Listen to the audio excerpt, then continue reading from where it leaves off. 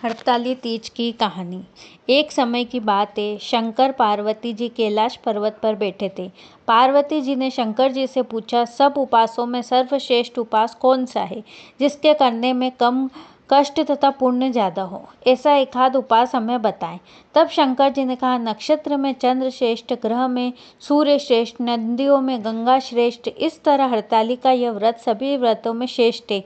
इस व्रत को तूने पिछले जन्म हिमालय पर्वत पर किया, जिसके पुण्य से तूने मुझे प्राप्त किया। यह व्रत भाद्रपद महीने की पहली तीज को करना चाहिए। शंकर जी ने पार्वती से कहा, बचपन में तूने मेरे प्राप्ति के लिए बड़े ही तप किए। 64 बरस पेड़ के पके हुए पत्ते खाए, ठंडी बरसात तथा गर्मी सहन कर तूने घोर तप किया। तेरे सारे श्रम को देखकर तेरे पिताजी को बहुत दुख तथा चिंता हुई।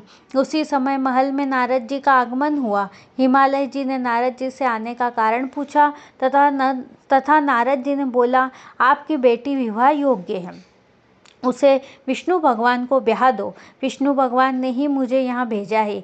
यह सुन हिमालय जी ने बहुत ही आनंद हुआ। उन्होंने इस बात को कबूल किया। नारद जी के प्रस्थान के उपरांत हिमालय जी ने पार्वती माता को यह बात बताई। पार्वती माता बहुत दुखी हुई तथा सहेलियों से कहने लगी कि मेरे वर शंकर जी के सिवाय दूसरा कोई नहीं।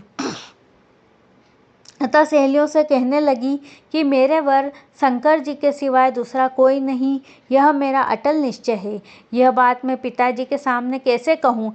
तब शंकर जी ने कहा, तुम्हारी सभी सहेलियों ने तुम्हें जंगल में और कठिन उपास करने के लिए कहा।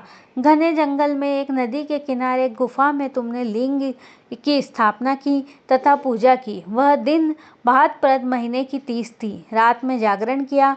इस पूजा के कारण हमारा आसन हिलने लगा और हमने तुम्हें दर्शन दिया। तब तूने शंकर जी ने यह बात मान ली। दूसरे दिन उसी लिंग की पूजा कर विसर्जित किया गया। सभी सहेलियों के साथ अपने पारना उपास की समाप्ति की। तभी आपके पिताजी वहां पहुंचे। उन्होंने शंकर जी को ही अपना दामाद बनाने का वचन दिया। कुछ वर्ष उपरांत एक अच्छे मुहूर्त पर मैंने आपसे विवाह किया। इस व्रत से आपकी इच्छा पूर्ति हुई। इसी व्रत को हड़ताली का व्रत कहते हैं। कहानी में जो त्रुटि रही हो उसे पूरा करें।